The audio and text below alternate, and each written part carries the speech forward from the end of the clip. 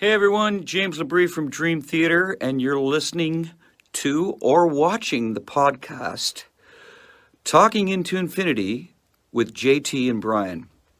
Enjoy this. These guys are extremely informative. I love their dialogue. I love their interpretation of the songs, who and what we are, what we were going after. They're very accurate in their interpretations and descriptions, and I just think this is a great show, and these guys are doing a stand-up stellar job. So once again, enjoy Talking into Infinity with JT and Brian.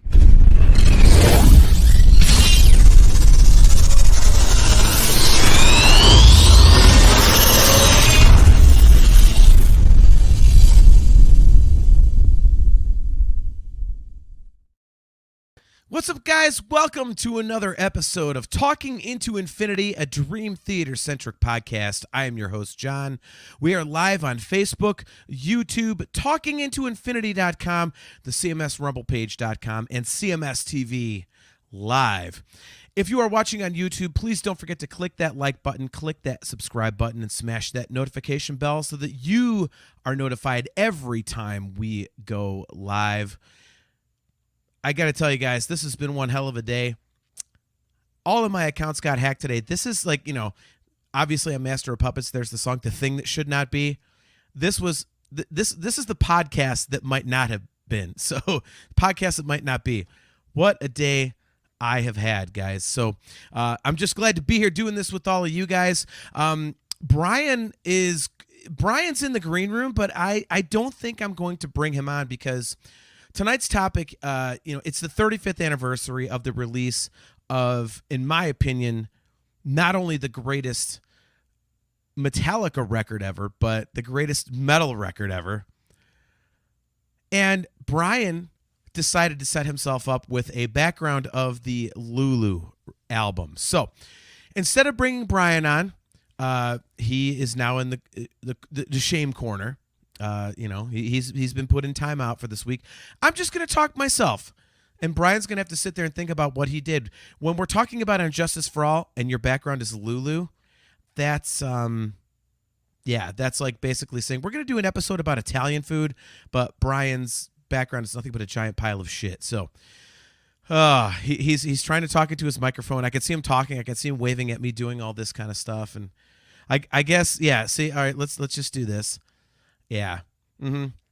Kale, great to see you as always. Says Brian, you're fired. Yep. Yeah. Kale says, what did you do to piss off Al Gore's rhythm? Actually, I got hacked.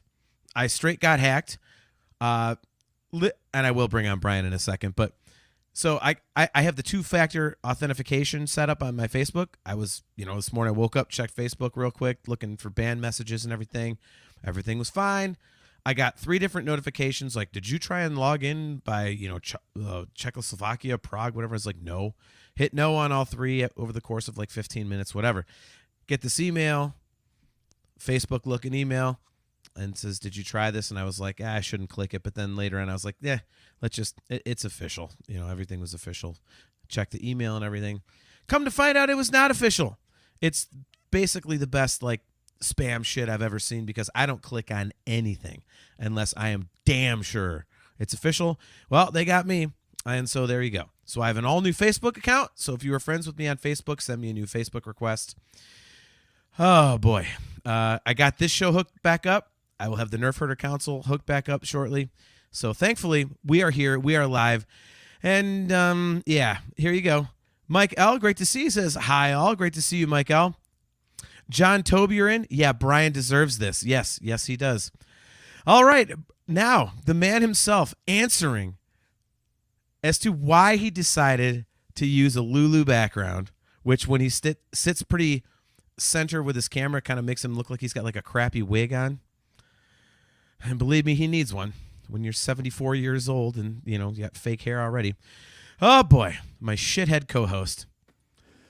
Brian, what's up? Sonny, a monkey, then to monkey, I will teach you meanness, fear, and blindness. No social redeeming kindness, oh, state of grace, would you pull me up? Yes, of course, I'm quoting Junior Dad from the greatest album of all time of Metallica, Lulu. Why would you do this? Why? Why would you do this? I have no idea why we're doing Injustice for All. I thought we already agreed on this. No. It's on the topic list, and it's the 35th anniversary. It's either the end of August or mid-September. I actually wasn't going to do this, but then I saw the way the wig fit on my head, and I thought it would be kind of funny. But you weren't wrong there. Yeah, if I was a little more skilled with Photoshop, I could have it really be my wig. So I don't know. You know me, I have to be stupid. Man, what a beast of an album. I had forgotten that this was. Good Lord. And no, I'm not talking about Lulu anymore. I was gonna say. Jeez, man, what the hell happened to this Metallica? Where did they go? Good God. I mean, we're talking about they just came off of. Now you just said this, so I'll disagree slightly, but you're not going to argue. Fine. That's fine. You probably won't argue. What I consider the greatest metal opus of all time, 1A being probably Heaven and Hell. 1B being 1A being Master of Puppets, 1B, however you want to say it. How in the hell do you almost top Master of Puppets? In your mind they did. In my mind, they came pretty damn close. So, sure, man, it's all about the riffs, the dynamics, and man, James' vocals. God, they sound great on this. Yep, dude. That's why, to me, I'll never argue with somebody who says Puppets is the Metallica record, because that's basically, like you said, there's 1A and 1B for you, Puppets and Heaven and Hell. For me, if I'm talking about Metallica records, it's 1A is Justice, 1B is Puppets, obviously. The way that I've always described this album, Brian, is the adjectives that people use to describe classic Metallica apply more to Injustice for All than they do to Master of Puppets. People talk about how ferocious the band was, how angry the band was, the speed, all of the adjectives. If you apply them to both records, it weighs more in favor of Injustice for All. And obviously for me, I'm a little biased. I've said umpteen times, on the show that this is the second most influential record in my entire life. A couple weeks ago when it was, the official 35th anniversary, I went online late and just did, talked a little bit about the record and what it meant to me and stuff like that. So, but yeah, and you said, another thing, it's a riff fest. I mean, the riffs on this record are just, it's a clinic in, right hand down picking, and yet it's still so interesting, when I listen back to it, and believe me, this is an album. I think I might know this record better than any that I've ever listened to, and I'm still hearing different things in the production. It's just an absolutely fantastic record in every respect. I mean, the only thing you can really complain about, and obviously we have to go here, is the whole lack of bass. I mean, that's the only thing that you can complain about with this record, and it's. This is the pinnacle of metal to me. This is my introduction to metal. So it's just such an unbelievable fucking record, man. Johan Alexanderson, good to see you again, man. He says, I went to a Metallica show, and when they played Shadows Follow, all I could think about was Batman. Thanks, guys. Sorry, Johan. We're not wrong there, dude. You heard it too. Chris Aiken, great to see you, buddy. He says, Puppets first, Justice a close second. Sadly, both had mediocre production. To have had the Bob Rock big clean sound to those two albums would have just ended trying to top either one of them. Yeah, but I think, Aiken, I think the songs themselves are so goddamn good that I don't think the production holds them back. I mean, that's, I think that's why, the whole Justice for Jason thing that everybody listens to, it's, people aren't saying you should only listen to that. No, it's that's just an enhanced way to listen to it. That's actually on Spotify. That floored me. Is it really? Yeah, it came up on there. I did not know that. Yeah. There's actually two versions. I've listened to the Justice for Jason, the Justice for Jason stuff, and it's good. But the levels and kind of like they move around a little bit from song to song. I found one. It's some bass channel, like, and they've got like 1 million subscribers or something crazy, and it's a guy actually playing along to it live, and so it stays consistent the whole time. And you can see like the actual bass riffs and stuff like that. The only complaint that I had was that Jason played it on a 5-string. This guy played it on a 4-string, but it's clean as hell. And oh my god, it sounds great. Oh god, unbelievable. I have to. Kale pointed something out. I hate when Spotify does this. So it comes up as a playlist. So it's not actually. Have you seen this before where you type in something into Spotify and you think it's the album or whatever? I actually don't have Spotify, so okay. So yeah, so it's not. I don't think these are. I didn't listen to it. I just happened to when I was typing it in, it came up, and I thought it was weird. So I don't think. Yeah, these are not the versions. But anyway, they did a playlist of it. Kale, yeah, dude. Go ahead. Sorry. No, I was gonna say, Kale, why you got to be a dick? You know what he meant. Yeah. you know, it was Brian. He was wrong. Damn it. If I was dyslexic, I would have think earlier that Kale said I was fried. But nice. Good Lord. You know what's cool though? Like Aiken brings up a good point. Like, man, what I like about this and Master of Puppets is they sound absolutely nothing alike production wise. And you can say that you maybe don't care for either style, but I don't know. It's just what we're used to. You know what I mean? So I'm fine. I don't know. We just got used to it. This is what it sounded like when it came out. It hasn't really changed unless you go find that version where they bump up the bass. Yeah. But I like the fact that the production's just totally different on both of them. Yeah, I mean, and I still think they sound great. I mean, I was listening to the original version today, the remastered, and granted, having gotten so used to listening to the ones with the enhanced bass and all that kind of stuff, actually, I do need to rephrase that.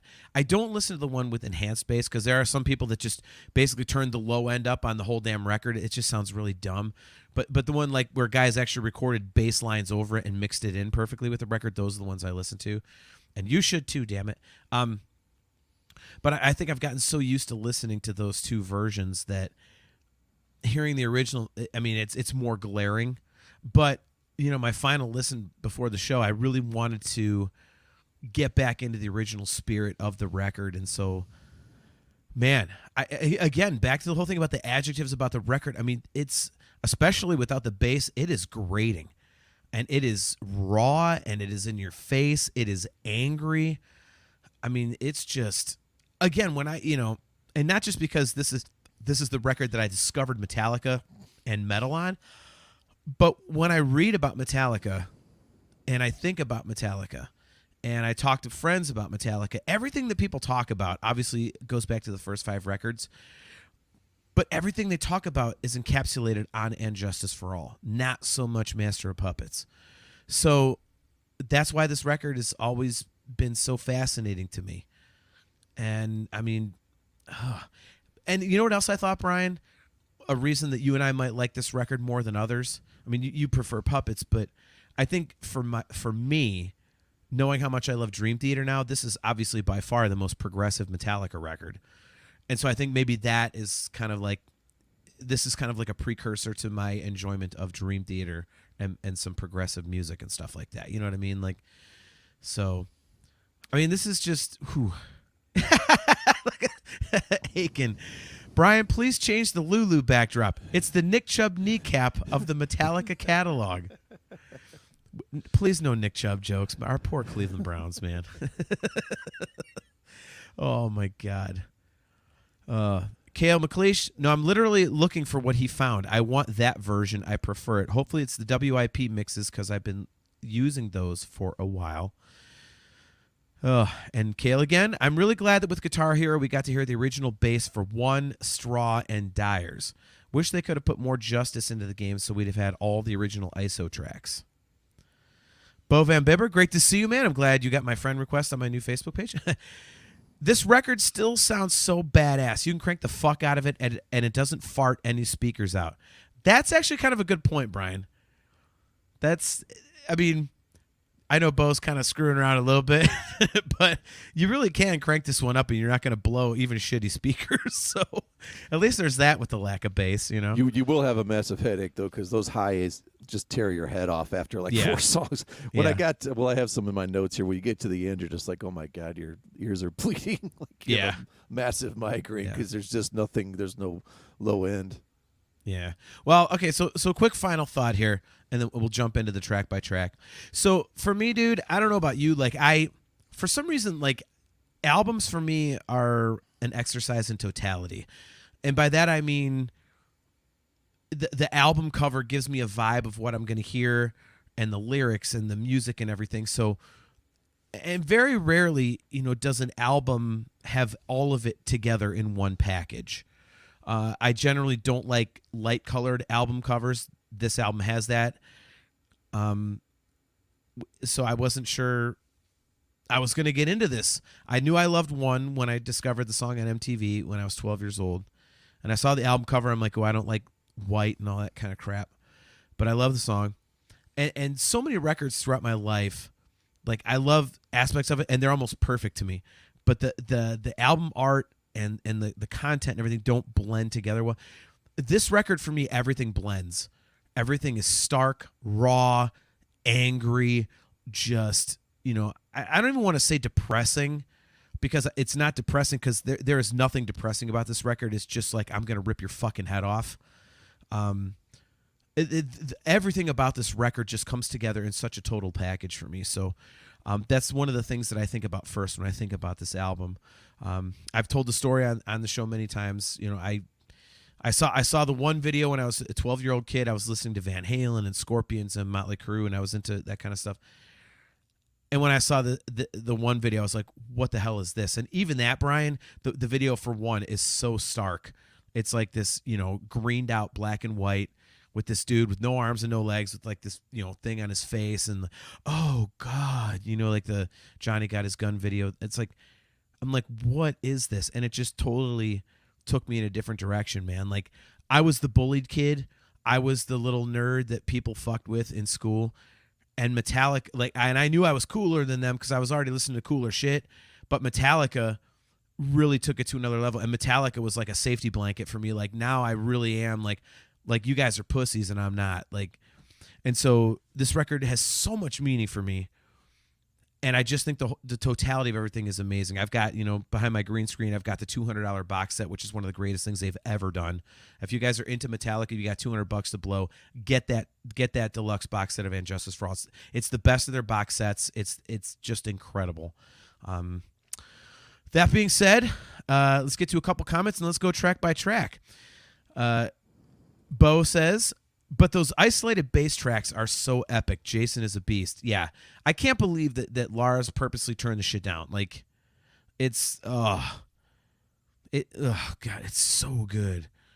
Chastity, excellent term. Progressive melancholy. Kale says it's uber depressing. No, it's not. Robert Husted, great to see you. Darkness imprisoning me. All right, there we go. They're doing. All right, here we go. They're doing the lyrics in the chat. Nice. There we go. That's great. Aiken, he says, but you like this album or still a pussy? What happened? Up yours, Aiken. I was waiting for that. Wait, no comments on me changing my background?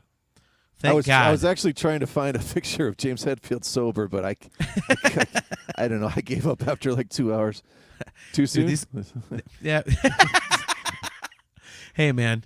I've long said that after the Black Album, if you want to get a good Metallica record, just lock James in a closet for a month with a case of Jack Daniels and a guitar and an amplifier, a pad and pen, and you'll come out with like a masterpiece. So, but dude, let's go back to the album cover. This is like, okay, so even if you're into the newer albums or whatever, which I'm on record as a lot of them I'm really disappointed with, but that's just me. Sure. But dude, this is the last killer album cover. Like they haven't done anything that remotely looks this cool since. I mean, Black Album is mostly black. Everything else, dude. I mean, this is the last. Like you just look at it and you're like, man, this is gonna be.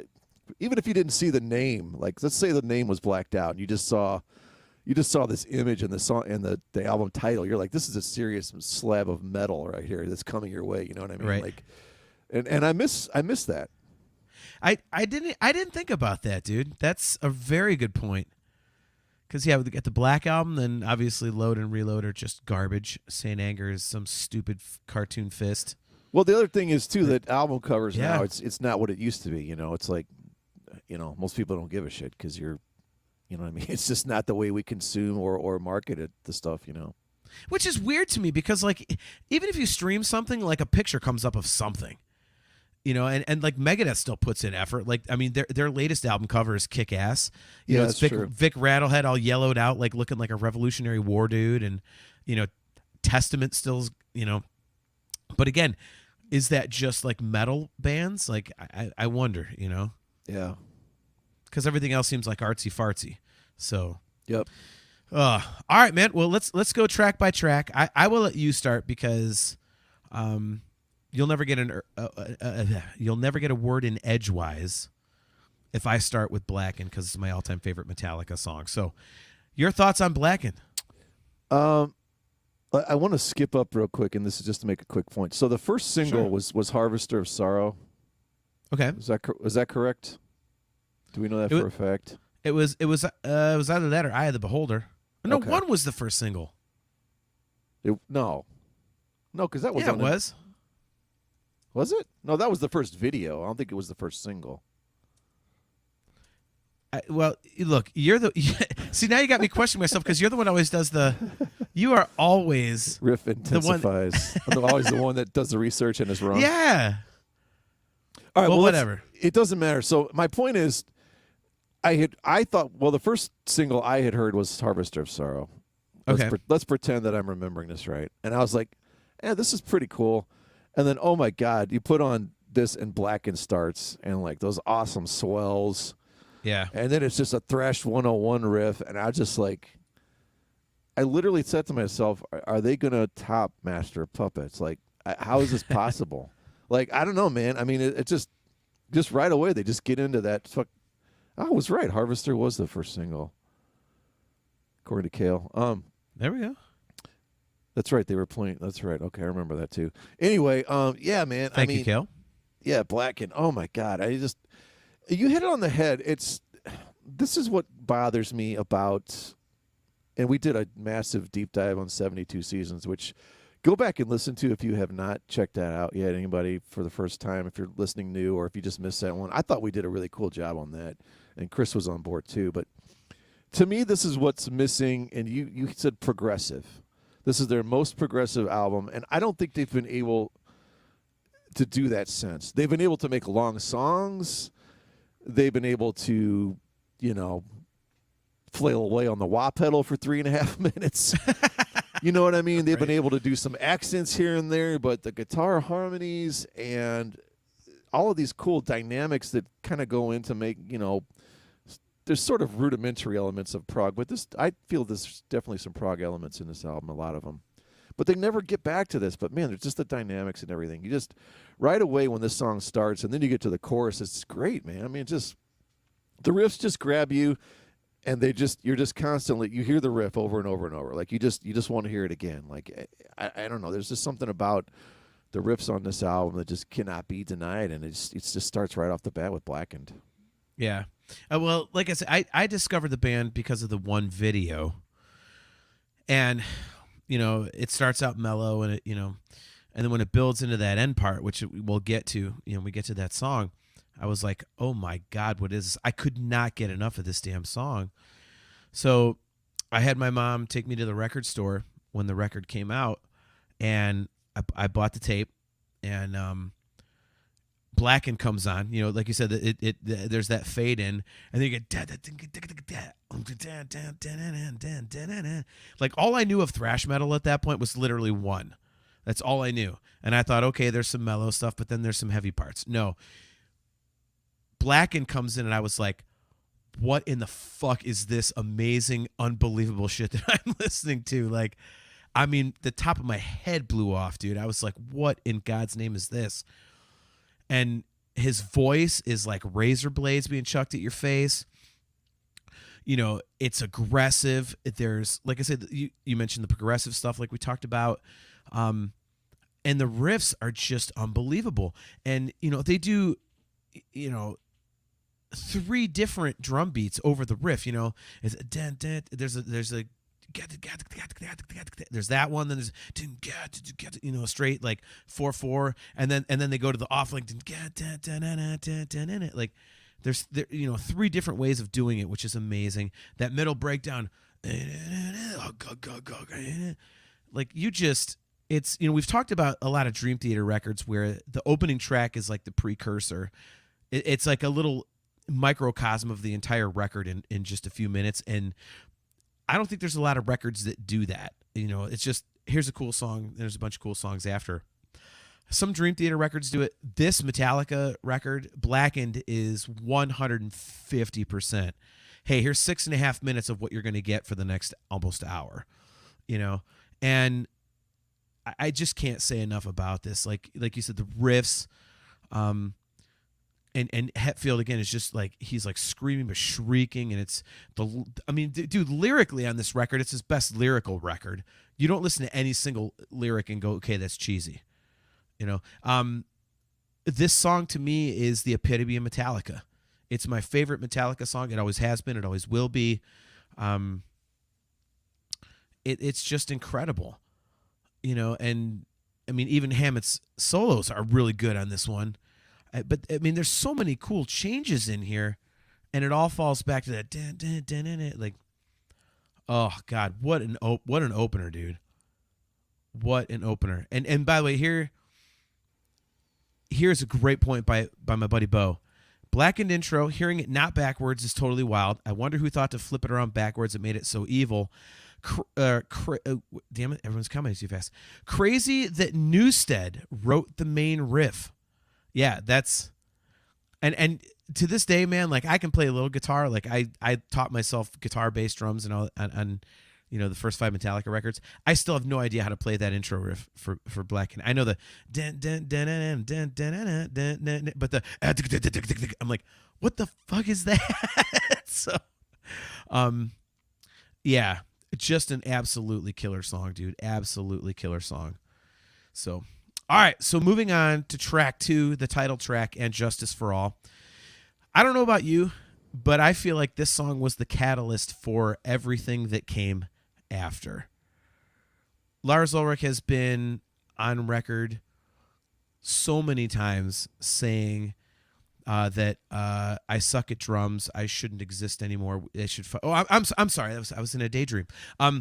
Lars Ulrich has been on record so many times saying that, and Justice for All got so progressive. He would use the term like it anything further would have gone up its own ass. And I feel like this is the song that kind of was the reason for that, because we'll get to it later. But To Live Is to Die is an instrumental. You can do what you want in an instrumental. It's no big deal. But this one, it's like 9.5 minutes long, almost 10 minutes long. And could you cut some fat off of this one? I'll listen to people that say that yes, you could.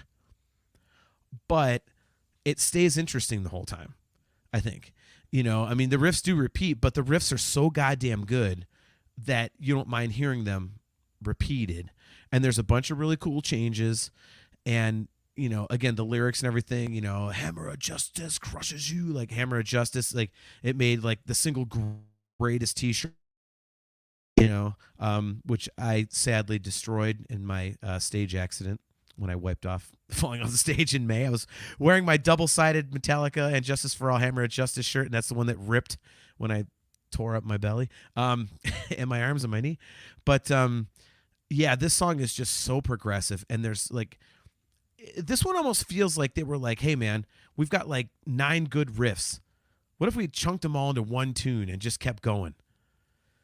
But it's all tied together with a solid sense of melody, excellent rhythm, and again, those lyrics, man, they're just so in your face and just so angry, and oh man, so I really, really, really love this song, dude, and I just think, again, unfortunately, I really think this is the song this is the one that made the band go, let's simplify things. And I wish it wouldn't have, because I wish they would have continued down this path, as you were kind of alluding to earlier. So your thoughts on the title track and Justice for All? Yeah, there's a bit of a battery feel on the intro, and then you get into Yeah. those accents, and like this is what I was saying, and I don't want to keep going back to 72 seasons, but this is how you do accents. You know what I mean? Like you don't Yeah. just bash the same note 7 times in a row. You know what I mean? You do it in a very cool, melodic, dynamic way like this, and I don't know. You kick the main riff off of the verse. This song in particular, but the whole album, there's these riffs have a push pull. Like you almost feel like you're in the mosh pit and you got pushed this way, then you got pulled back that way because there's this really killer harmonic tension that they get in the way that James plays these, and the few times that they get some cool harmonies on top of them. But there's just a super push pull on this thing. Like you're just literally like being like just being pulled in two different directions. Like you start to go this way, then you go back that way, and I agree with what you said. It sounds like they put every cool riff they had in this. I don't think it's too long at all. I don't think there's any fat to trim off of this one, man. This is their opus, and there's times when I kind of go to maybe this is their best song ever. Like I might take it over maybe Master of Puppets, or something along those lines. But it's close, man. Really? Okay, that's shocking. And not because I don't like the song. I love the song, but oh my God, you'd be in a war for saying something like that. I like think that's I like the chorus better. I don't know. Pull your strange justices. You know what I mean? I don't know. I think the chorus is just cooler. Master Puppets. It's the greatest metal anthems of all time. But I don't know, man. It's just there's something about this, and like you said, it's just cool because you have all those different elements that all fit together perfectly, and that's. And I think it was a ways back. Aiken put in a great comment about how so I said, why can't we do this anymore? He said it's because they aren't a band anymore. They are a corporation. They don't get in a room and write. They create at home, looking for individual expression, then try to mix it all together. And that's what a lot of bands do. And that's why the last couple Dream Theater has been so killer because they decided to sort of get back to doing that all, writing that way. live in a room, yeah. And I still think at some point you lose a little bit of your hunger, your fire, as you get older and whatnot. But yeah, man, I love. I don't think there's anything that should be cut out of this song whatsoever. See, I'm gonna disagree on I honestly I'm gonna go back to this, man. They haven't done this because Lars, dude. He was doing interviews even recently. He talked about the change in his style, and he said, well, back then I was trying to keep up with Charlie Benante and Dave Lombardo and Nick Menza and these guys, it was like a competition. Then I realized, well, I'm just gonna play to the song. And that's when it all went to shit, because if you listen, I mean, seriously, if you put "And Justice for All" drum riffs over some of the recent Metallica records, it sounds classic. I mean, if you just go on YouTube and look up stuff like it's stuff from Hardwired, and it sounds absolutely fabulous. But some guy did if Moth to a Flame was on "And Justice for All," and it's the "And Justice for All" production and whatnot, but it's the same guitar riffs and whatnot, but the drums are like if it was Lars's drumming from back in like the late 80s. And you wouldn't, I mean, it would slot in. When I say perfectly, I mean perfectly with this album. And Lars just decided, I want to be AC/DC.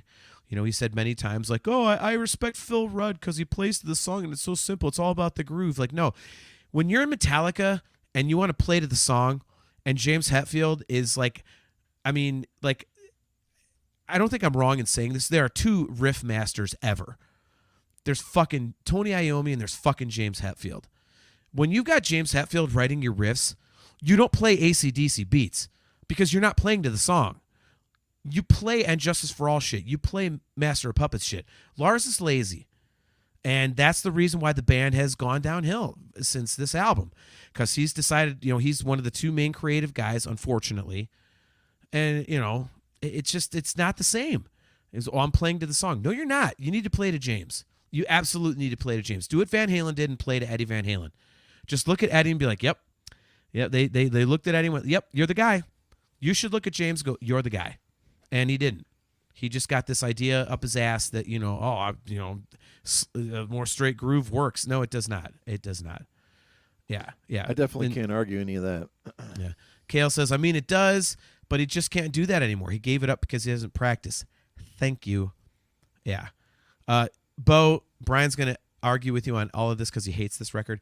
My buddy Bo Van Bibber says, I felt like they tried to duplicate this record with Death Magnetic, just worse drumming and production.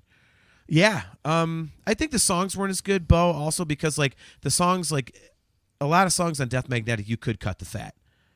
You could be like, all right, this has gone on 8 times. Let's do it 4 times, It's... Ugh. I mean, you can sing praises for that album all you want. The riffs are not there. I don't care what anyone says. They just simply are not there. They're not there. I think there's some great riffs. I mean, we'll do an episode about it. I mean, you and I, we'll just do a head-to-head. Like I'll say what I think is good about it. You can say what's shit about it. I mean, all right. What does Aiken think about that album? We might have to have him on for that one too. Aiken likes all Metallica. For God's sakes, he finds good things on right. fucking Saint Anger. For God's sakes. Oh, yeah. All right. So moving on to track 3, we have Eye of the Beholder. Would you agree that this is probably the most straightforward song on this record? Yes. Yeah, this to me, again, I don't have a single bad thing to say about this album, and saying that this is the most straightforward song is not a criticism in any way. One of the things I love about it is, there's a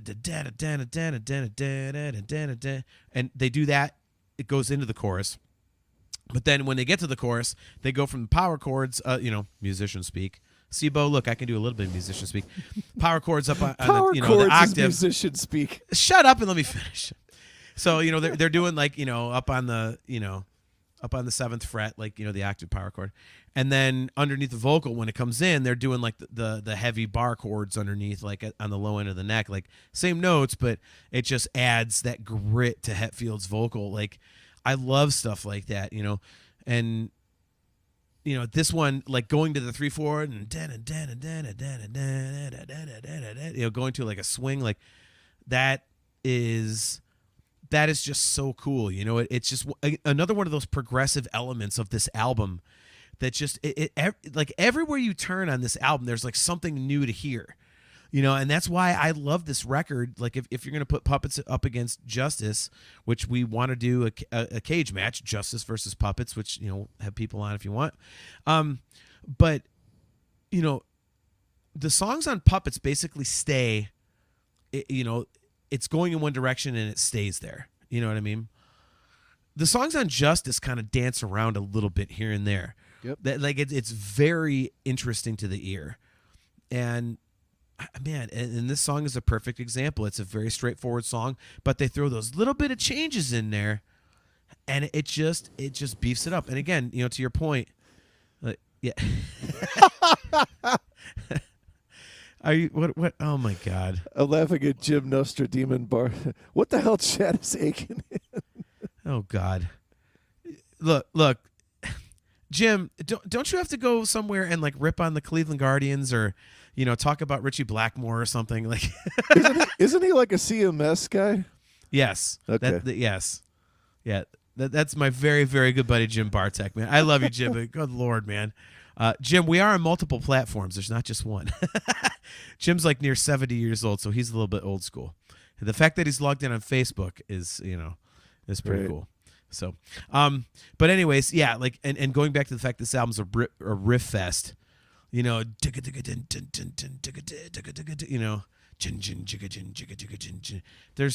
just riffs for days on this one, and they change it up here and there, but it's the most accessible song on the record. It's still great. It's still absolutely great. And oh man, I love the way it fades in the intro. The first 3-4 songs here, they have a kind of a little cool intro, and then the song gets going. This one actually. What's fading is the actual song, so it's a little bit different, but still, it's just cool, man. I mean, the harmonics, there's harmonics and there's harmonies on the guitar, like that kind of at the same time, which is really cool, man. I mean, there's a lot going on there, man, and it just, I don't know, it just, again, you get this really cool tension, and it's pleasing to the ear, and it's heavy, and it pulls you in multiple directions. Yeah, and it's, it's always so cool to me. Like, this is such an aggressive, angry, abrasive record, and this song has all those elements, but they smooth it out just that little bit for a minute.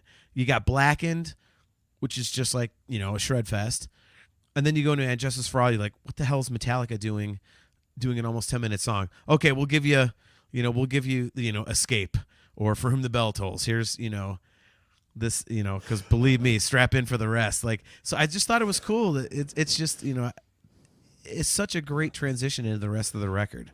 All right, you got to bring this up. Johan Alexanderson. I wonder Yes. how many of Metallica's progressive moments are just Lars being out of time. All right, you Oh, win the chat God. tonight, Johan. That is That amazing. wins, yeah. Wouldn't it be great? Like, Lars was trying to do the shit that he was doing on the Black album and everything forward on And Justice for All, but he was so coked out and drunk that it was like he would be falling asleep, and that's when the slow parts come, and then he'd wake up like doing a bump, like I'm sorry. I got to stick up for Lars here, Johan. Come on, Johan, man. Sergeant Buzzkill. Let's This is like the crowning moment of Lars' career here on this album. We're all good. We're good with what he does on this one. and he should have kept up with it. Yeah. Instead, now he's, you know, after this record, he basically ruined one of the greatest bands in history. Oh, man. All right, Kale says, James's vocal in the verse sounds odd here. It's a little too low. Really? Well, you brought up that this is kind of a restrained vocal in the verse. I think that's kind of the point of it. It is sort of a, you know, sort of holding back a little bit. But I don't know. Maybe he's saying it's mixed too low or something. Well, I think it fits.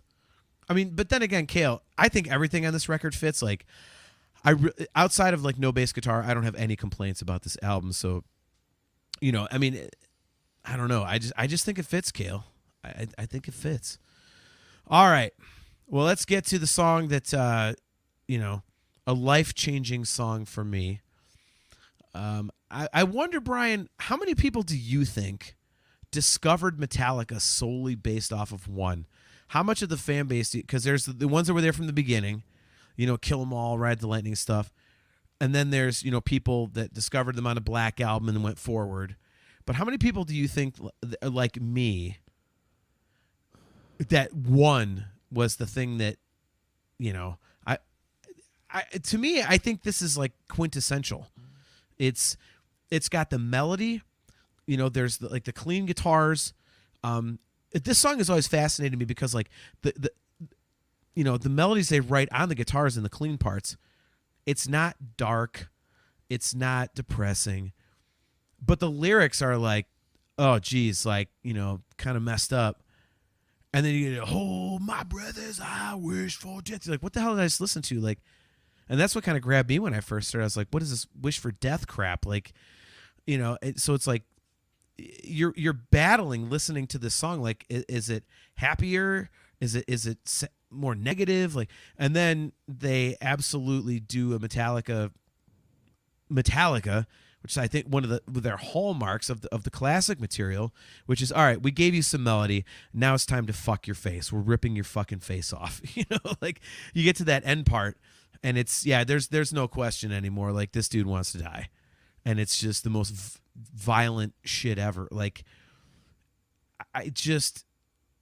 this song has it all. Like the layering of the guitars, and this speaks to the mix of the album. Like when you really listen to this album in headphones, there is a lot of guitar going on, and yet when they play these songs live, just with two guitars, it still sounds almost as full as the record. Which means, I mean, the writing, the instrumentation that Hetfield put together, you know, was just unbelievable. And I think this is a perfect example with the way the clean guitars play off of each other, you know. And this is a beautiful song in pretty much every way. And I don't mean like, oh, it's so pretty. No, I mean like a beautifully written song. And it is quintessential Metallica. This is Metallica in a nutshell. If you want to get every single piece of Metallica you could ever hope to have over their 42-year career now or whatever it is, like all those pieces are right here in this song for me. So I mean, what do you think? So, question, did you hear this first or did you see the video? Saw the video. Okay. Yeah, I'm gonna say that video. God, I don't know. Whatever their sales were at the time, I'm guessing they got at minimum, probably a 25% bump. That might be high. Yep.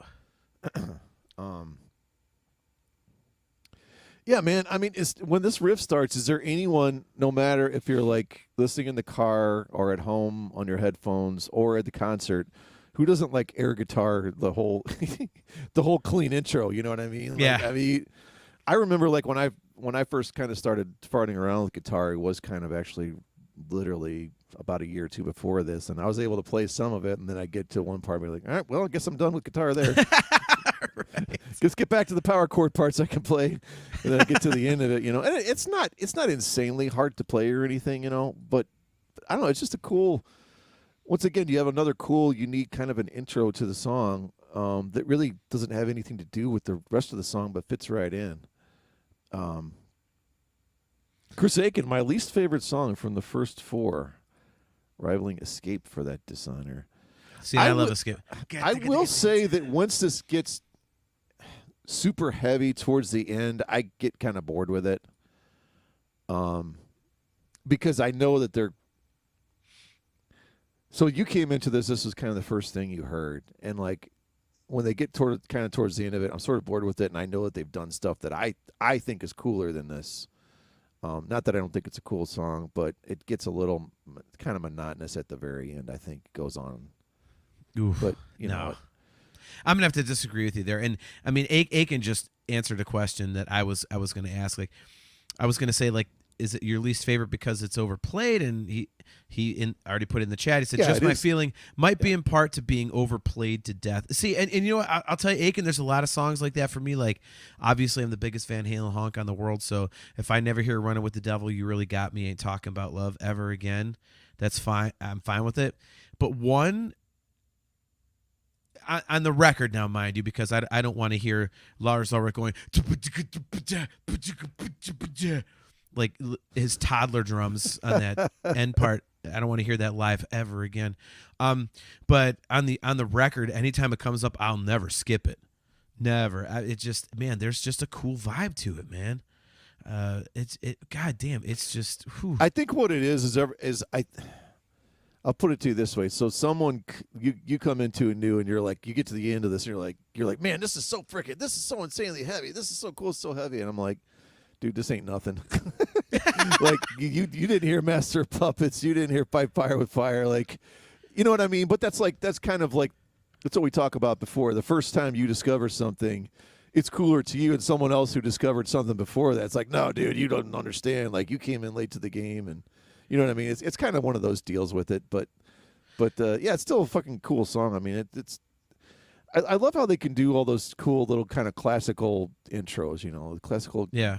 But this one he actually plays on electric. I don't think there's any acoustic on it, but it's cool. No. Yeah.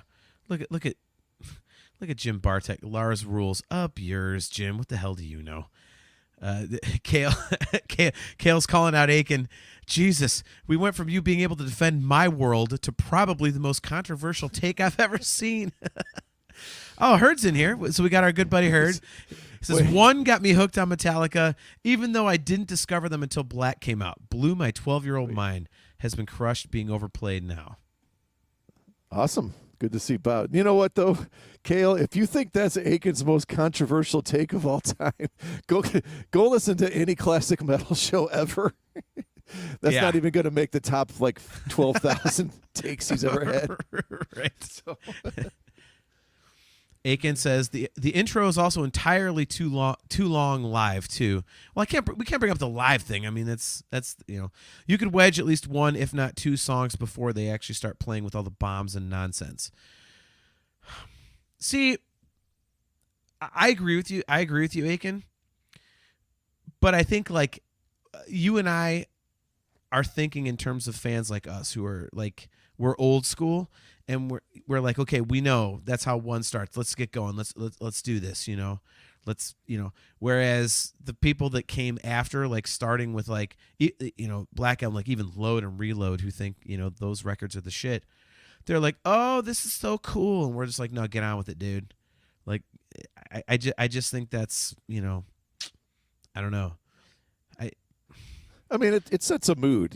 It's kind of like Rooster. You know what I mean? It sets a mood in the beginning, and like they're gonna milk that for as long as they can, and the crowd's gonna be like getting into it and stuff. I don't mind it. Yeah. Bo Van Bibber says the cool vibe is the chorus on the clean guitar. Nothing sounded like that and has since become his staple clean tone. Very good take on that. Yeah, this is definitely like, James's sound. And the weird thing is like, and I will say this, Brian, like, and we'll move on, but real quick. Aiken, I don't care. I'm not interested in being entertained with Fuel and Memory Remains fans. Dude, I completely agree, but that's unfortunately how it is these days, man. Yeah, the one thing I will say about going back to Bo's comment about the clean tone, like unfortunately it works well on record, but I think it sounds like shit live. The one thing I will say about Metallica, even back in the day, like they just did, like their live sound wasn't great. I don't think there was a ton of balls behind their live tones, and that'd be my only complaint about classic Metallica. It's just live; it needed more oomph to it, So, all right, so let's get to side 2 of And Justice for All. So we, of course, are talking about The Shortest Straw. This for me, Brian. Again, this was the first song on the second side of the cassette. And after, I got through one and, especially the first time I listened to the album, Black, and I was like, oh my God. Then And Justice for All just was what, and, Eye of the Beholder was almost like a little bit of a breather. Then I get to one, I'm like, yeah. I flip it over and you get, gug, gug, gug, gug, gug, gug, gug, gug, gug, gug, gug. And this is like a thrash metal, it's just thrash metal. It's a classic. It's like, yeah, we're not stopping. The record's not over. Just, hopefully you didn't take your fucking seatbelt off, And it's a great tune. And one of the things that has always stood out to me on this song, as I said earlier, I'm not a big fan of Kirk Hammett. Someone needs to take away his wah pedals. His style is so like, it's just never ever grabbed me. That said, I think this might be my favorite solo he's ever done because it's almost like a noise solo and there's like nothing there to play off of. It's like, hey, we're going to play a bunch of garbage notes and thrash metal drums and write a cool guitar solo. And he did write a cool guitar solo. There's so many weird, like, just like all this like dumping the whammy bar and all this kind of shit. And it's just it's incredible what he wrote over that. And this song is just nasty. It's just in the groove, in the vibe, in the lyric, in the riff, everything. It's just nasty. This song is they should have called this song Middle Finger, as far as I'm concerned. I just love this song. It's just obnoxious. It's fucking obnoxious. It's a great song. And again, to your point of this being an absolute riff factory, this record, this song has some of the best on the album. Like a lot of the best on the record are on this song. It is absolutely fan-fucking-tastic. So I don't think this song gets talked about nearly enough when people talk about the greatest Metallica songs and their favorite Metallica songs. Like, this is just a really underrated tune, man. So, what do you think? I mean, where do you stand on this one? Yeah, it's one of my favorite riffs. I think it's not talked about either. There's a real super old school Testament Exodus feel to this riff, like big time, man. Yes. And and those little pull-offs and hammer-ons and things, like I don't know, man. It's just that's like Metal 101. You start doing that kind of stuff over a kind of a cool groove, and this is probably goes in my top 10 of Metallica songs. I love the guitar riff on this, and you're pretty close on the solo being one of the better ones too. But yeah, I mean, this is a song that I wish I haven't seen Metallica in forever, but if I went to see him, I would really hope that this one got busted out. It probably wouldn't, but it would be killer if it did. Yeah, this is one of those deep tracks. Like, they're doing the totally different set list on Friday and Saturday. This would be an amazing one. I would love to hear it, like you just said, but in a way I don't, because if Lars is going to do his stupid AC/DC shit over this, you can't I mean, this is like it's disrespectful to do that to all their stuff, but certain songs just have to have that ridiculous, thrashy, obnoxious shit to it. And this is one of them. And I just think he would oversimplify it to the point where it would just take away the heart and soul of the song. You know, it's Aiken. You won't get this song. You'll get 2x4 instead. Hey, I like that song. You better not be serious, or I'm literally firing you from the show. I was on record before as liking that song, and I think I got hell for it. Yeah, you did. All right, Brian's been removed from the show, ladies and gentlemen. He's in the green room. I will not tolerate any praise for 2x4. That is the song where they officially died. Are you done misbehaving back there? Like, no. For the love of God? No. Oh, I actually don't mind that song. dude, There's a lot worse. How? But no, almost none. Unless you count every song on Saint Anger. At some point, we're just going to have to do all the Metallica albums. Oh, God, please no. Please no. Please no. Dude, like, I don't mind throwing out negative opinions online, like if I really hate something. Wait, you? But, you don't mind throwing out negative opinions? Well, but what I'm saying is like I don't want to do a whole show where I'm just going to be taking a shit on something the entire time. I mean, I've done it on my nerd podcast, the Nerf Herder Council, which airs live on the Virtual Cantina Network every other Wednesday at 8 p.m. Eastern Standard Time. But if we had to do like Load, Reload, and Saint Anger, I would just be like, well, you're going to make me do that if we're doing Death Magnetic, so what's the freaking difference? Well, then we'll do it like me versus you. Like, one has to be pro, one has to be con. So, trust me, I can be plenty con on just about anything since this album. All right, let's move along. What's our next one? The next song is The Mighty Harvester of Sorrow, which to me, look at Robert Husted. Wait, what nerd thing have you crapped on? Oh, Robert, you have to go back into many episodes of the Nerf Herder Council. We've shit on plenty, and we're going to be destroying a movie in October, so just get ready for that. Jesse Crawley, the entire chat collectively gasps. Oh, Jesus. Yeah, so the next track, obviously, is The Mighty Harvester of Sorrow. Honestly, this is the one song that I could do without, that is overplayed. And I still love it. Like, I'll never skip it. But it's the one that, like, if someone were to tell me, all right, you can have all of Injustice for All, but you got to get rid of one song, what's it going to be? It would easily be Harvester of Sorrow. I don't know why. There's just something that doesn't stand out as much to me as the rest. Jim Bartek, love that song. Harvester rules. Yeah, dude, you are not wrong. Dude, seriously, like, Jim, the song is amazing. I mean, it's got the clean riff, and they double the clean riff. They play it clean, then they play it distorted. They, that riff in the middle is cool. Like, dude, bonus points on this one on this tour. If you listen to live bootlegs, when they do the break, right in that little split second break for all have said their prayers. They timed it to James Hetfield hocking a loogie,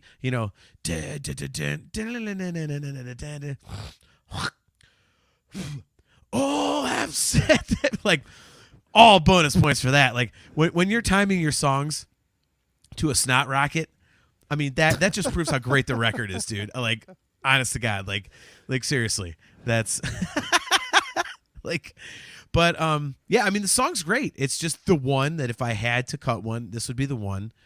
And that's not crapping on it at all. It's just this record is so goddamn good. If one had to go, this would be it.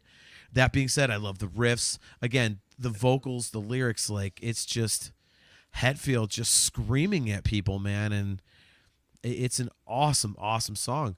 Lars, I think, it's one of his tastiest songs drum-wise. He plays to it perfectly. He does a little, in the intro, like, he's very slightly, he's not, he's, he's doing a little bit flam work and kind of playing a little more subtly. Like, I mean, this is one of Lars's best songs. So, I mean, you can't argue with Harvester. So, All right, wait, before I get to my take, Kale, friggin' love house that Jack built. No, that house should have been condemned. So there's not a lot of. There is no real gold unloaded. Yeah.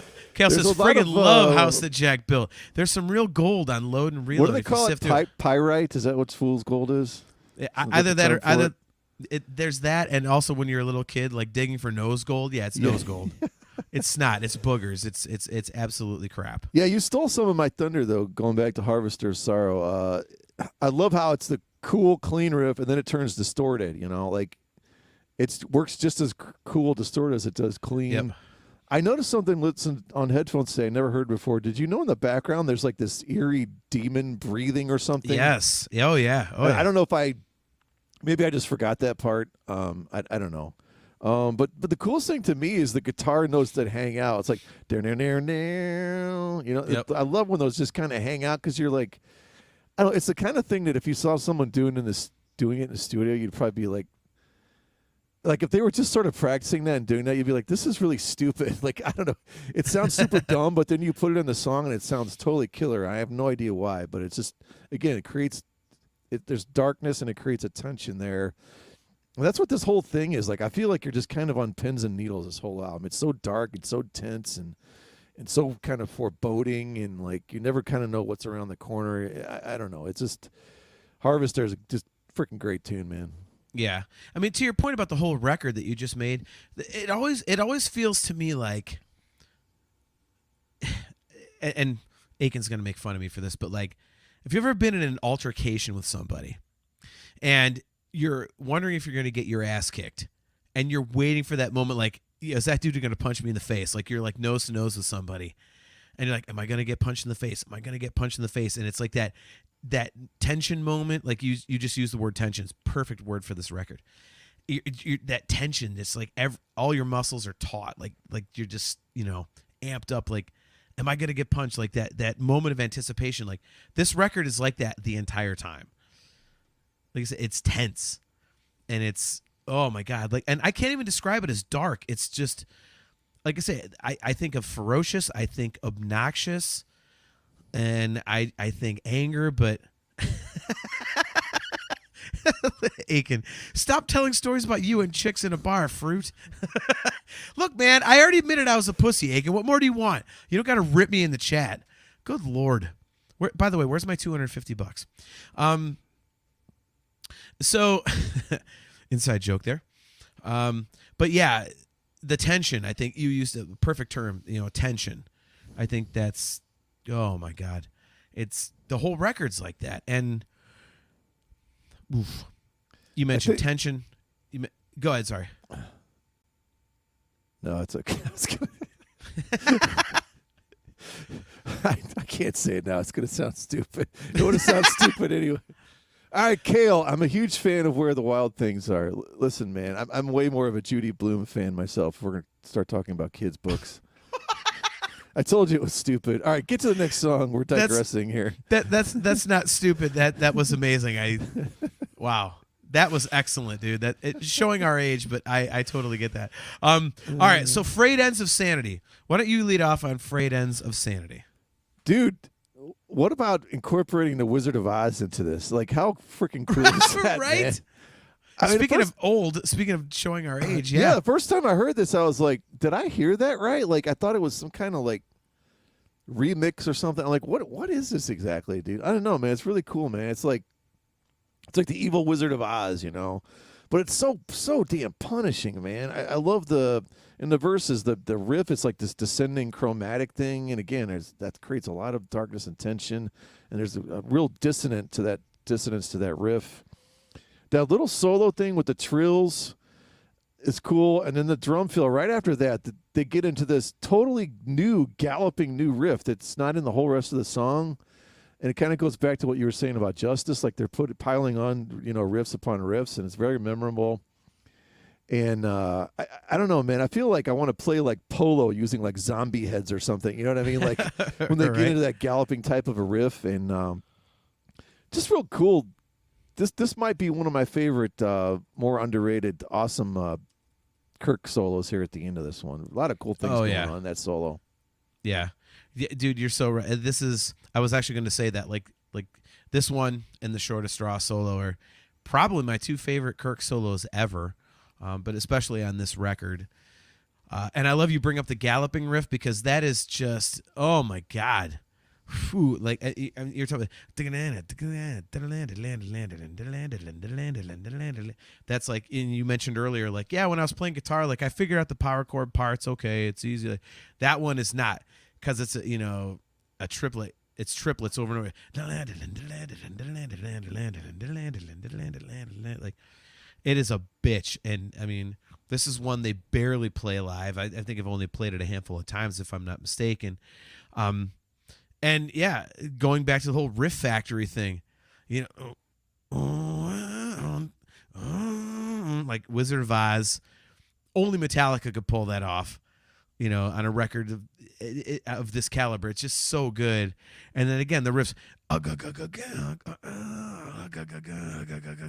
and it, oh man, I love this song. This to me, if I was going to make a list of most underrated Metallica songs, first of all, I wouldn't listen to almost anybody in the chat right now. But this would be way high on the list, if not number one. Man.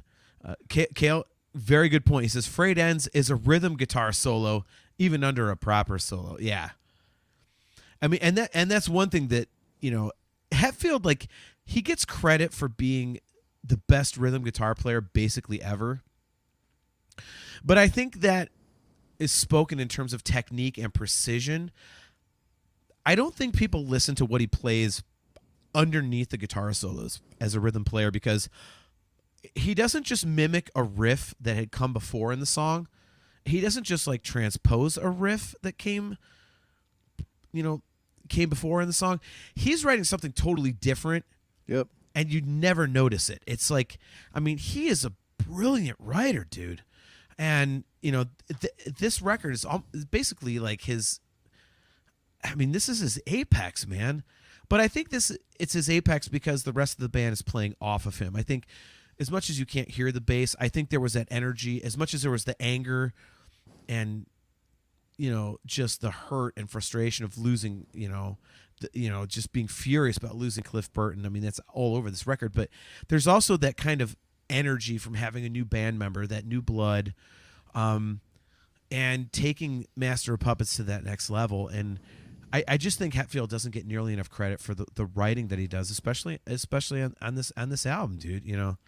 Yeah, well, speaking of writing, Kale wants to know, what in the hell is a Judy Blume? Can Chris, now you're a writer, and I know can you send him a copy of Super Fudge? Wow. Do you have I don't know how much it costs to postage-wise to send something like that to Austria, but if we could get that out there, it would be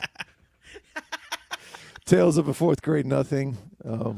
I love that you know all the titles. Like, I know her. I know there's ones I'm forgetting, but wow. Okay. Chris Aiken, real quick, excellent point, says 2 other amazing riff guys, and neither gets any credit. Andreas Kisser of Sepultura and Tommy Victor of Prong. You're not wrong, Chris, but I'll tell you why they don't get credit is because the riffs aren't memorable. They're amazing.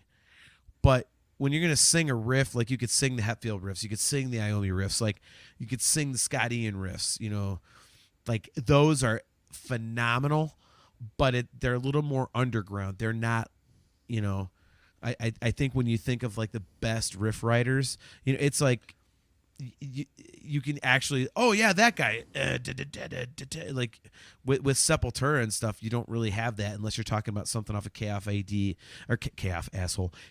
AD or maybe Roots or something. So I will say Prong, some of those albums, man, I totally agree. Those are riffs for days. Like that is one of the most underrated riff writers. I definitely agree on that one. Aiken says the new Prong that just came out is amazing. So there's an album I have to go check that out then because I Yes. actually love that band. All right, so we've got 2 songs left. So we have the instrumental track, To Live Is to Die. If I'm not mistaken, is the last credited appearance of Cliff Burton on a Metallica record. I love it. If you were to tell me, I have to pick a Metallica instrumental, and I was choosing between, Anesthesia or Call of Cthulhu or Orion or To Live Is to Die, I'm taking To Live Is to Die all day long. Love Call of Cthulhu. That's up there as well. Orion is amazing. Anesthesia obviously is a bass solo, but there, like, To Live Is to Die to me feels like the funereal song for Cliff Burton. There's like a finality to his tenure with the band, as a finality to him as a member of the band, like his writing.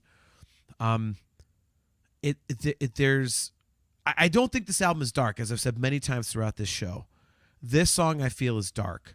I feel like there's, like, I don't want to say sadness, but I'm picturing like Hetfield like sitting there saying goodbye to Cliff, but with his head in the air, being like, crying his eyes up, being like, fuck you, I'm keeping going, fuck you, but still like is heartbroken and shit. Like, it's probably the most emotional we'll ever get on the show. But like, it just has that vibe to me. You know, it's almost like the goodbye to Cliff Burton. And I just love the sound of it because it has a different feel to everything else on the record. You know, there is I'm going to go back to this word because it's the one word I think of the most when I think of this record. Vicious. There's a viciousness to the rest of the record. All the other songs, there's something there. It's just like, ugh. And this one is kind of like the melancholy moment, shit, we lost our buddy kind of. Like, it's still got the energy, the attitude, the aggression, but it's so understated, and it just has that feel of, you know, they're taking a deep breath, being like, oh God, we got to go on without this guy. Like, you know what I mean? Like, and I just love the vibe of the song. And again, riffs for days, as we've talked about all night long. And some phenomenal melodies in it. And even that little poem, you know, when a man dies, you know, when a man lies, you know, whatever. Like, it's like 4 lines or 6 lines or something. Even that is not sucky. Like, so many times, and you know this, Brian, like, you listen to way more stuff than I do. If you're going to only have like 4 lines of a vocal in a long song or in a song period, it's so easy for it to drip over to being cheesy. And this doesn't. It's just, it's ethereal. And it fits the vibe. It fits the record. It's just, this song is, I love it. So if I was going to pick an instrumental, this would be the one. And I think this sits very well on the album. And I love where they put it, considering it's the one slower moment that goes into the fastest moment they've ever had. So what are your thoughts on To Live Is to Die? I'm almost complete opposite on this song. Okay. I don't think it's cheesy. You're right. It's sad. It's kind of depressing. I'm going to throw out something here. It almost reminds me of Repentance in a way. Oh, dude, like, no. Yeah, it has a like, I just remember I always skipped this when it got to it. Like, I don't know. To me, it sounds like something that it would be great for the soundtrack of a, you know, something going on in a movie, you know, some kind of crazy death scene or shootout or something. I don't know. Not a shootout, but, you know, just some kind of emotional scene in a movie or a TV show. I like the cool classical intro and stuff, but they do that a lot. And I don't know. I feel like, I guess they felt they had to do this, you know what I mean? Like, this was just sort of pouring out of them. Like, I don't know if, I'd be interested to find out like where this was in terms of the writing of the album. You know, was this towards the end or how did this all kind of play out? You know, it's 9.5 minutes. I think you're out of your mind taking this over Orion, but that's just me. All right. So, why would you take Orion over this one? What is it about Orion? Is it just more that's to the point? I just love the riffs. You know, I love the immediacy of it. They're two totally different kind of songs. They're not even remotely this similar. So it's hard to sit there and argue, pitting one against the other, because they're two totally different vibes. You know, Orion's like this driving. You know, just you know, like the Johan Alexanderson said, it's just an iconic driving riff.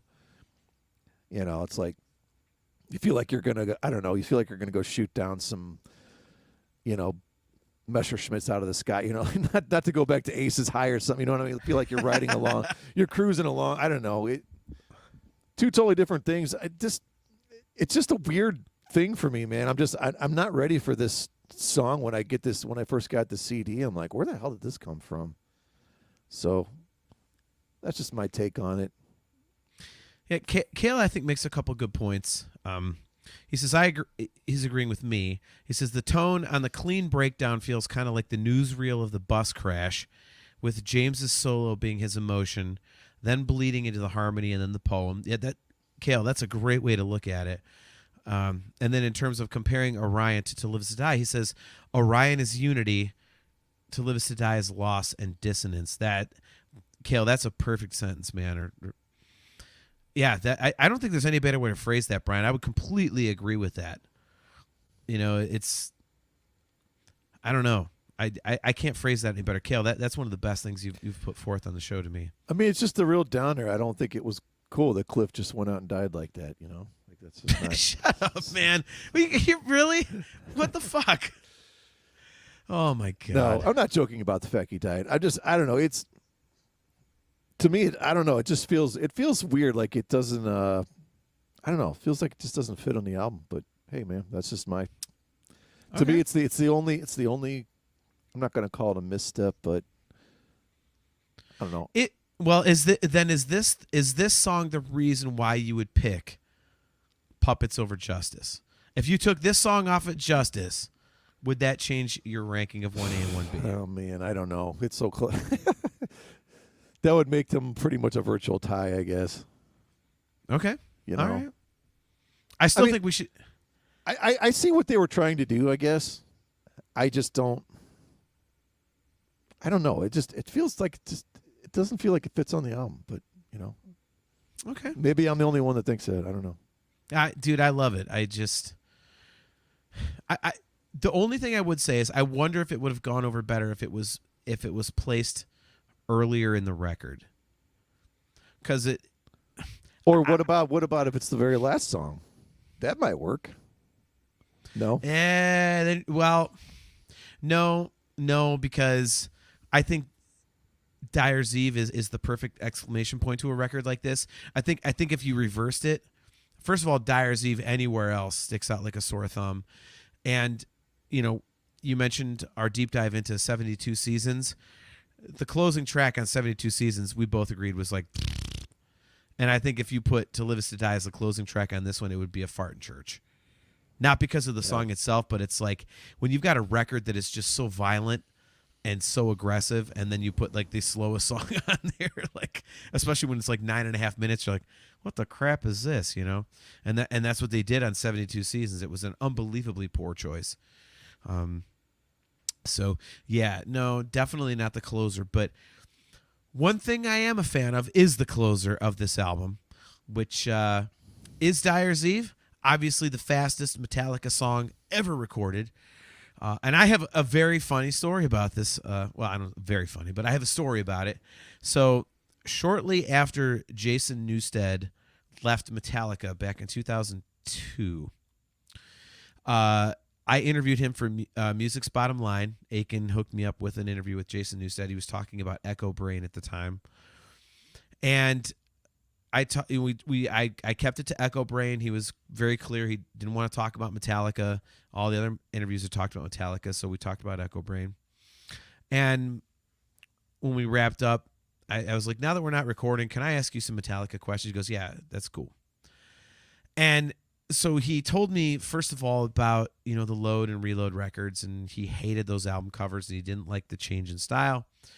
But one of the other stories he told me was that, you know, when he was trying to be a pissant to Lars, when Lars was being a twat backstage, he'd be like, hey, Lars, let's play Dyer's Eve tonight. Lars, let's play Dyer's Eve tonight. Let's play Dyer's Eve tonight. Just to fuck with him because Lars couldn't play it. It was like put together in the studio with, like, you know, the double bass was so fast, Lars just couldn't barely ever pull it off. So when he was trying to get under Lars' skin, Jason Newsted told me that he was like, hey, Lars, let's play want to play Dyer's Eve? Want to play Dyer's Eve? Hey, Lars, Dyer's Eve tonight? And Lars would get all pissed off. I thought that was awesome. So That's like my first memory of this song. But in terms of the song itself, this is, I mean, I don't think there's a better exclamation point at the end of a record in the history of recorded albums that I've heard. Aiken's going to make a joke, I'm sure you will too, that I've only heard about 4 recorded albums ever. But I don't think, in anything I've ever heard, bands I'm familiar with, things I've listened to ever, I don't think there's a better exclamation point at the end of an album than Dyer's Eve. Because as much as, this album to me encapsulates all that Metallica is, I said earlier that Blackened tells you exactly what you're getting for the rest of the album. It's a perfect little microcosm of And Justice for All. And I think if you sped up Blackened and smashed it into like a 3.5 minute package and sped it up and put it at the end of the record, that's what Dyer's Eve is. It is the perfect ending to a perfect record. And that's why, talking about To Live Is To Die like we did a minute ago, I think it's a perfect place to put it, because the whole record's kicking ass, and all of a sudden you got your down moment. Then you got like this thrash, kill everything song for 3.5 minutes at the end. It's their fastest everything.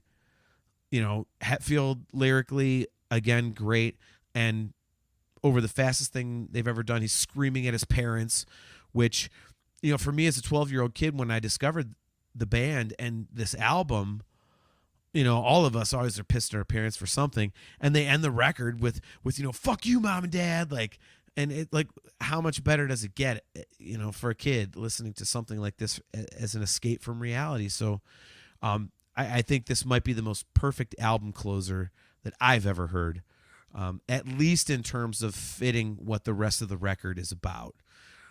There's nothing bad to say about this song. The riff is amazing. The drumming is killer.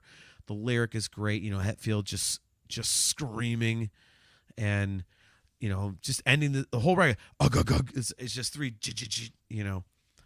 It's awesome. So, your thoughts on Dyer's Eve? You are on mute. That'd be Am I on mute now? Sorry. No, Sorry. So if you take out To Live Is To Die, your brains have already been beaten in for 51 minutes or something. So let's start a song and let's have 30 seconds of guitar, drums, cymbal accents, and then go into right. this massive galloper. You know what I mean? I mean, your head is just exploding. But you know what? I praise the solo on I think Frayed Ends, and man, killer solo in this one. Yes, good shocker. point. It starts with a wah.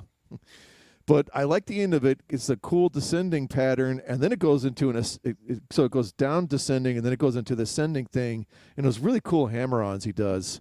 I think this is one of the more underrated ones. We go back to wah, but then we end with those very cool hammer-on things again on this one. Man, this is just a relentless thrashing tune. I mean, I don't know that I totally buy it's the greatest album ender of all time, but it's a very solid album ender, man. I mean, this is just the way this one starts out. You're just like, oh my god, you're like, are they ever going to let up on me? We did get the slight break, from the To Live Is To Die before, but man, this is a killer tune. Yeah, I can't argue with you when you say you disagree with me that greatest album ender. I mean, for me, that's a personal thing. Yeah. And I think, again, as I said, for me, I think it's just the fact that the way that it encapsulates the record that came before so perfectly. Yeah. In a nutshell, I think that's where I'm coming from. But I won't argue with anybody else, saying I don't know about that. So, all in all, though, I mean, this song just absolutely used a word that's perfect. I didn't think about using that word for this album, but relentless. That is a perfect word to use for this. I mean, the whole entire record, it is relentless. And dude, I still, again, I'm going to go back to something I said earlier. I understand why people would say Puppets is the number one. But I just, man, if it's their number one, I hope that everyone that has that opinion feels that Justice is the 1B, because I just don't see how you can listen to Metallica and go, yeah, I'll take Kill 'Em All, I'll take Ride the Lightning. The only way I could see that is if you're not into anything that's the least bit progressive. I just think this is the most interesting Metallica album to listen to. I will forever be heartbroken about the bass guitar. Why Lars decided that was a good idea, James supposedly had a little part in it, maybe, but again, I hate Lars, and this album is just more fuel to the fire. This album to me is just, again, I'll go back to what I said, to bring it all back home. To me, this album is everything I think of when I think about Metallica. And when I read people talk in articles or, books or anything else, like online watching videos, and people talk about Metallica, all the nasty adjectives they use, the aggressive adjectives, they apply to this record more than any other. And so for me, I think that's why this defines Metallica to me. It's just, regardless of my personal feelings towards it, I've listened to so many other albums since, and this one's still, and I've backed it up against other records that I love, Testament records, Anthrax records, all kinds of stuff, other bands that and this one just always stands out in terms of songwriting, and it's just brilliantly written. So I love it. The one thing I did not ask you is, what was your immediate impression upon hearing this? Because you're a few years older than me, so you were in your like mid to late teens, and now were you were you familiar with Metallica when this came out, or was this your introduction to the band as well? No, so I got into them after hearing For Whom the Bell Tolls on a metal show in St. Louis. So I went out immediately and bought the cassette for Ride the Lightning. And I believe it had been out a couple months at that point. And then at that point, I went out and obviously got Kill 'Em All. And, which turned into Master of Puppets later. But, yeah, well, like I said, when we started the show, I had heard the single for Harvester of Sorrow. And then when Blackened first came on, I was just like, oh, my God. You know what I like the most on this album? And there's no other album that sounds like this. The guitars. It's something about the guitar tones. I just love the way the guitars sound on this. I don't know, what they did different or whatever. They're not maybe as blasting heavy, but there's a crisp chunkiness, and there's just like I said, they create that perfect tension. Well, and I think that is even more of a reason why it sucks there's no bass, because I feel like the bass guitar would sit perfectly against it. It's not like Pantera where a lot of Dime's tone was the low end and the chunk and everything. Hetfield's was more of the precision, like it's more of the articulation than it is the heaviness. But you can hear all of those. Not to interrupt real quick, but you can hear all of those kind of things he's picking and doing on this album. You know what I mean? You can hear every last little part of it, whereas on the other albums before you could not. Yeah, true, very true. Yeah, I just wish the bass guitar was in there, man. I get it, but I'm used to it this way, and you know what, man, I'm fine with it. It doesn't bother me. Yeah. All right. So your battery is about to die. Your battery's about to die. Go. So let's get out of here. Do you have like 2 minutes to go through some chat comments? Okay. Sure. So Jim Bartek, gotta have And Justice for Jason. Lars fucked up lowering the bass. I had that on the screen earlier, but wanted to bring that up to the audio listeners. Chris Aiken is giving his top 5 metal records. Number 1, Master of Puppets. Number 2, Rest in Peace. Number 3, Far Beyond Driven. Number 4, Justice. Number 5, Seasons in the Abyss. There's a couple decent ones on that one, huh? just a few bangers. Yeah, just a few bangers. Can't argue too many of those. Man, that is a murderer's row right there. And then we got a lot of people in the chat talking about the Octavarium in the Octagon episode we're going to be doing on October 19th. It's Chastity Crawley, Sean Faust, myself, Robert Husted apparently is going to join us, but basically it's going to be Brian's off night. But we are going to be just getting a bunch of us together, and we are going to debate the song Octavarium and figure out, it's going to be like Chastity doesn't like it, other people like it. So we're going to jump in and have a battle about that song. So there's a ton of people talking about that in the chat. Man, so are you going to wear a singlet? I could. You know what I should? Since you can only see me from like, just above the man boobs, like I should do that. Great. Or at least get a wrestling shirt of some kind. I do have one. I do have a shirt that looks like a wrestling shirt. It's the WrestleMania logo, but it's Cleveland. So I should wear that one. Chris, you can play the song in the background. It's the same length as the weekly podcast. Nice. Oh my God, that's awesome. Well, all right, man. Well, that was awesome. First of all, thank you for letting me do this episode. Obviously, this is one of my all-time favorite records, and thank you for indulging me. I appreciate you letting me pontificate about this for an hour and a half with you. Thanks to everybody in the chat: Cale McLeish, Chris Aiken, Robert Husted, Chastity Crawley, Mike L, Johan Alexanderson, Jim Bartek, who said, by the way, nobody's a riff master like the god Richie Blackmore. Yeah, that's why the only thing people remember about him are his lead singers. All you guys, thank you so much for hanging out on another episode of Talking Into Infinity, a Dream Theater-centric podcast. We are going to be right back here in 2 weeks. Let me think about the calendar again, because I'm terrible with this stuff when the month changes. It's going to be it'll be Thursday, October 5th at 7:30. Or yes, Thursday, October 5th at 7:30 p.m. Eastern Standard Time. We're going to be right back here on Facebook, YouTube, talkingintoinfinity.com, the CMS Rumble page, and CMS TV.